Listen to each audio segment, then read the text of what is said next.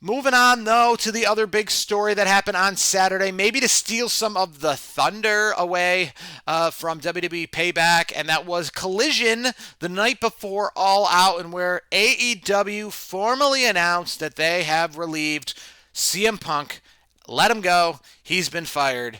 After he had left WWE in 2014, we never thought we would see him in the world of wrestling again. But it was 2021. He came back, the United Center, Chicago, the night before SummerSlam 2021. Just post a lot of the pandemic stuff. Huge crowd on the debut episode of Rampage. CM Punk made his return to wrestling. And I mean, it was huge, right? Tried to overshadow SummerSlam when he made his return. Quickly, it wasn't long before he became champion of the company. He suffered an injury, had to leave. There was the issue, obviously, backstage last year with the Young Bucks and everything going on regarding that, and where he had to leave the company and all that good nonsense. But he came back. He came back with the real world's belt, right? And took on Samoa Joe at All In. I imagine they planned to have him on as the All Out card at the United Center. How could you not? But whether it was Collision at United Center or All Out at the United Center, no CM Punk because he was let go. And it's curious now because since he's been let go because of the antics that took place backstage at All In London between him and Jack Perry and Tony Khan saying, he was fearing for his own safety in the whole situation. CM Punk essentially, taking his ball and going home, and then eventually Tony Khan saying, why don't you just stay home kind of thing in that situation. But what about CM Punk now, right? We thought that his return to AEW was his chance to return to wrestling, his only chance to return to wrestling, but for some reason the community of wrestling is now thinking that the door is like wide open for him to go anywhere else. And he's, I don't know if he specifically said it. He did somewhat say it in his return in 2021 that, AEW was the only option for a return. If AEW didn't exist, we wouldn't necessarily have a CM Punk return to wrestling. But now people have the idea that CM Punk is going to be returning to all different companies, whether it's Impact Wrestling or WWE. And there was even the talk this past week that about a year ago, there was rumors of CM Punk during the whole debacle with AEW at that time showing up at this past year's Royal Rumble and maybe feuding with Roman Reigns, right? There's much talk about, well, what if we do that this year at the Royal Rumble? But, it's very curious because he isn't the hottest free agent on the market in my eyes. I'm a huge CM Punk fan from the past. I got his old, Second City Saint t-shirt. Loved the guy. Loved when he made his return. Loved watching him in the UFC, even though he got his ass kicked over and over and over again. It was cool because it's kind of a spectacle. It's that WWE guy in the UFC. It's that cross-brand promotion. Awesome, right?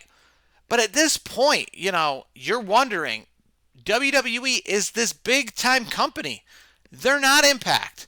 They're not AEW. They're not WCW, right? Why do they need to take a chance on CM Punk? AEW, they should want Edge. Of course they should want Edge. They should want all of these other big-time people. But when Kurt Angle was let go from WWE and Impact picked it up, the reason they picked him up is because they're Impact Wrestling and Kurt Angle is a big deal, right? WWE doesn't necessarily need to do that. CM Punk just got fired from AEW because he was a headache, because he threw these fits, because he got, all these issues going on with him and the talent backstage, whether it's his fault or not. These issues are going on. These issues essentially stemmed from when he left in 2014 from WWE. He kind of has it set up that he's not going to just do what you tell him, right? He wants to play under his guidelines. He wants to do what he wants to do. He wants it to fit him. There's nothing necessarily wrong with that. But I just have this hard time of WWE right now bringing this guy in after he was just released from a company for being fired, right? It's difficult, for me to wonder about that, about WWE bringing him in. And then immediately, obviously, all these things about him feuding with Roman Reigns. And this harkens back to Roman winning at WrestleMania last year when everybody said the wrong guy won it. And I'll do, another whole podcast slash video, about why I don't think, even 8 months later that, that's the wrong decision. Roman Reigns winning, right? Cody Rhodes is still hot as ever. Roman still hot as ever, right? I don't think that was the wrong result. And kind of the fans showing that that wasn't the wrong result is part of the fact that, they're talking about CM Punk versus Roman, right? They're talking about all these new feuds. The reason people thought Roman winning against Cody Rhodes was, well, what could Cody Rhodes do next? What's next for Cody Rhodes, and what's next for Roman Reigns? Who could beat Roman Reigns? Right? Who can beat Roman? If it's not Cody, who can?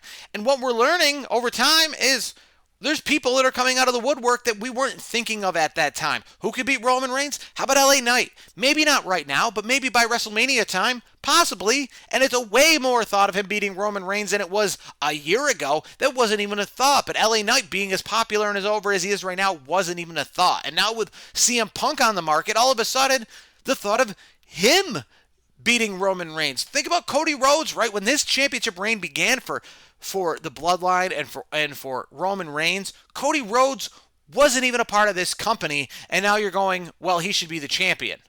Okay? So the opportunities and the options are somewhat endless because who's going to beat Roman Reigns next? I don't know. Hangman Page? Kenny Omega? It could be any of those guys, right? Because if he holds the belt for as long as he does, the opponents who come forth to face him down the line, we don't even know who those opponents are yet because they may not even be in the company yet.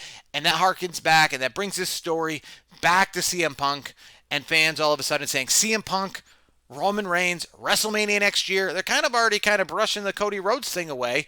And I'm not against that, but I just would have a hard time with WWE bringing in CM Punk under these circumstances.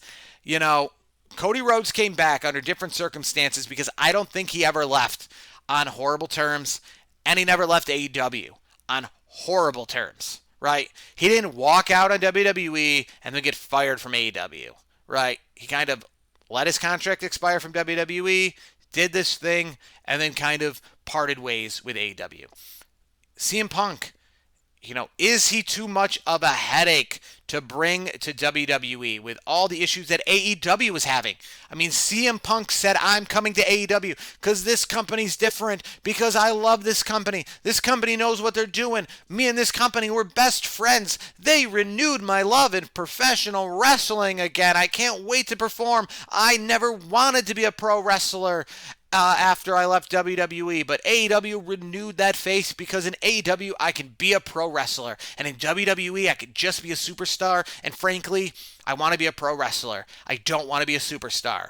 So clearly, how can CM Punk then, after saying that and then doing what he did in AEW, come back to WWE just to be a superstar?